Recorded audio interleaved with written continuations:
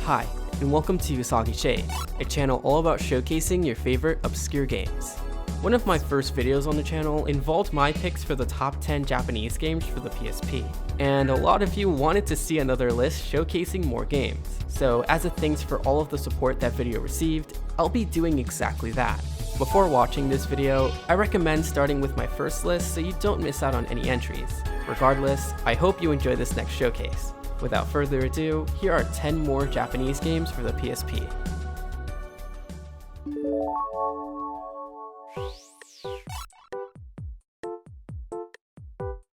Toro has to be one of my favorite PlayStation IPs out there, and while I'm not too familiar with this complete lineup of games, I can already tell they have a ton of charm and laid-back fun within each of them. Forgive me if I misinterpret the game's premise, but I'm assuming we're going through Toro's school life alongside these other mainline characters? From what I understood, you go through different days, each containing different events that I presume lead to your graduation. There's times where they sort of speak for themselves, while other moments involve my own input, which I didn't think too much of at the time, until they started repeating the things I wrote, which didn't stop even after one class session. And now I feel really bad because it's like I taught these cute characters the wrong things to say.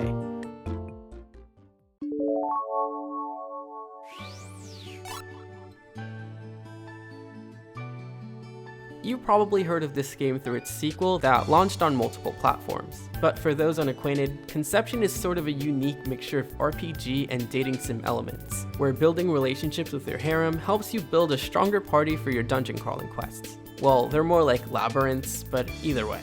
Aside from actually having these girls as part of your party, you mainly obtain new party members by breeding them with any of the girls you feel like building a relationship with. So you pretty much have sex with whichever one you bond with, and you make kids that fight alongside you. Yeah, that's how this game works. There's plenty of variations when it comes to what class each child is, and their appearance will match the girl you created them with. If she has sky blue hair with straight bangs, your child will also have light blue hair with straight bangs. Brunette will be brunette, red will be red.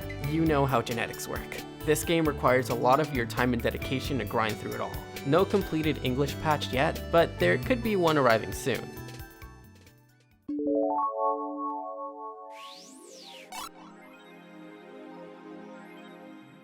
Most people will automatically compare this to Pokemon or even go as far as calling it an alternative for platforms outside of Nintendo. But while you could argue it's very similar, it's actually more linked to nostalgic games like Tamagotchi, where you take care of a little creature and attend to its every need. Unlike Pokemon, where you just battle in a party of 6 and level them up that way without the need to take care of them. Your Digimon will be hungry, tired, and it'll even need to poop at times, which can happen a lot after they have long training sessions. Of course, you can always go out and fight other Digimon in the open fields, which you encounter by walking up to them usually. You'd expect the battle mechanics to be turn-based in the same vein as Pokemon, but your Digimon fights automatically. You can only motivate them to attack, throw items they need, or exit the match as far as the beginning of the game allows you to be involved. I'm sure you can catch new Digimon later on in the game, but I didn't get very far, so I wasn't able to unlock much. Definitely give this game a try though if you're itching for an immersive pet simulator.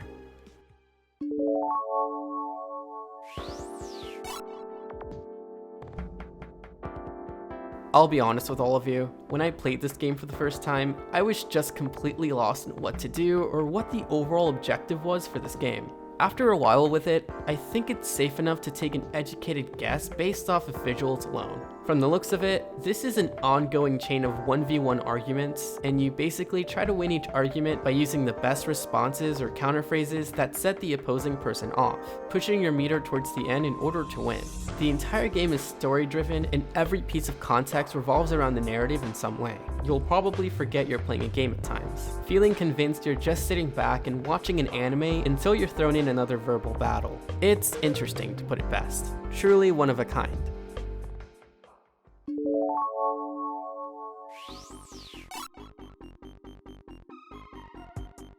Sort of like the previous entry, this game is also very story-driven, and most, if not all of your gameplay will take place during the ongoing cutscenes that continuously play as if you're watching the story unfold right before you.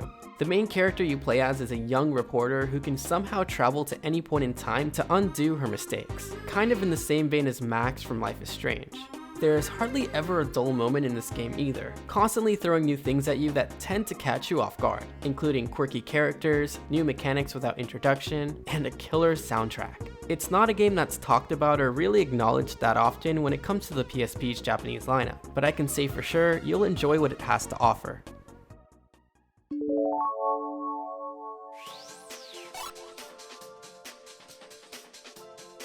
If you're a fan of games like Monster Hunter or Phantasy Star Online, you might feel right at home here.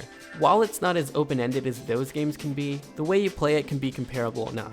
You start by creating your own character, get some bits of lore, and after some training, you're on your way to quest-based story progression while you meet a bunch of unique characters along the way. While the main hub is very restrictive, the battlefield acts as your playground, where you tackle the mission you're given at your own leisure, often being the main course of your play sessions. With so many ways to kill monsters and absorb goodies from their bodies, the battle mechanics are very dynamic and fun to master, which can lead to some really cool looking lineups. The best way to play any God Eater game would have to be with friends, so if you have the means to do so, I recommend teaming up with others for an even better experience.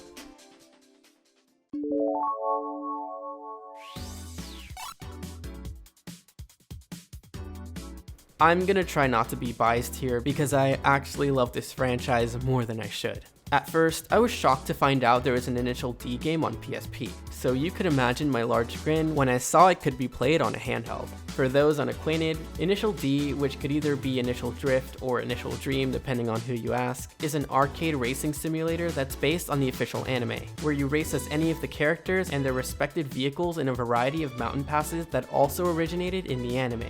There's tons of corners to drift through, plenty of straightaways, and a breathtaking scenery that looks surprisingly detailed for PSP standards. What sells this game the most is its distinct visuals that stay intact with 90s anime, giving each driver their own spotlight, as the cars are only half of the main attraction. The best part about these characters is seeing them chime in on screen during each race, adding drama and character interactions while you're driving.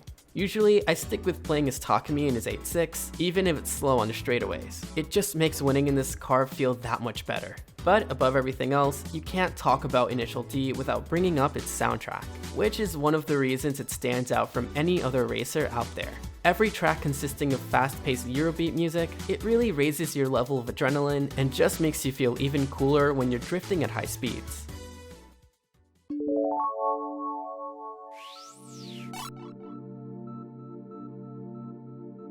As far as linear narratives go, this one definitely does a lot with it. If you've ever wanted to experience Tokyo during a natural disaster or its aftermath, it may pique your interest for sure, though don't expect a lot of exploration outside of what's scripted in-game.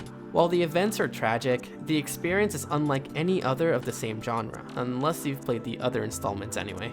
It may seem straightforward on the surface, but easily captivates you with its presentation and all the iconic sights you'd expect to come across, especially when it comes to interacting with NPCs who add their own personal weight throughout the events that take place. I mean, there's a reason this game has plenty of sequels, so definitely give it a shot if you haven't already.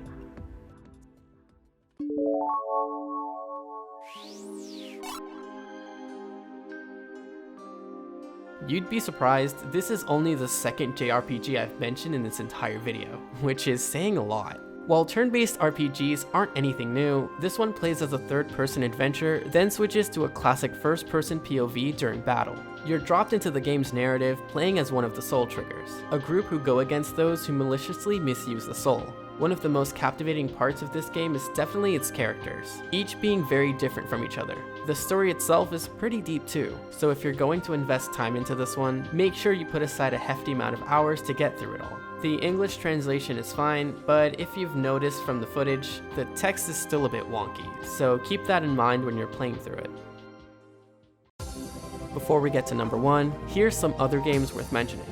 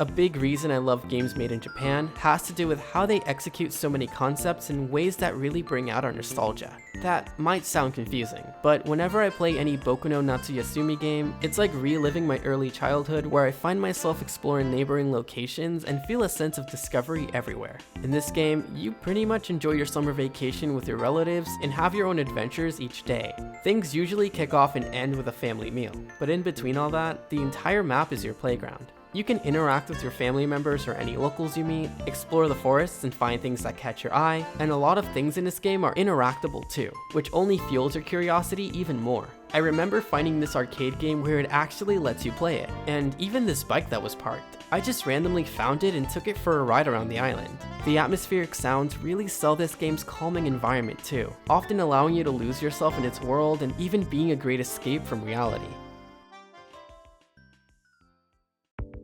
And that was part 2 of a potentially ongoing series of the top 10 Japanese games for the PSP. I really appreciate the support a lot of you have been giving towards my content. I don't usually have the time to make videos like these, but reading your comments really motivates me to keep creating. So I'm grateful I already attracted a decent amount of viewers who are passionate about the same stuff as I am. If you want to know more about me, what I do, or what I look like, my social media links are there in the bottom right corner, in addition to my Twitch channel if you want to game with me for a bit. Thanks again for watching. This is Usagi Shade, and I hope you enjoyed the video. Take care.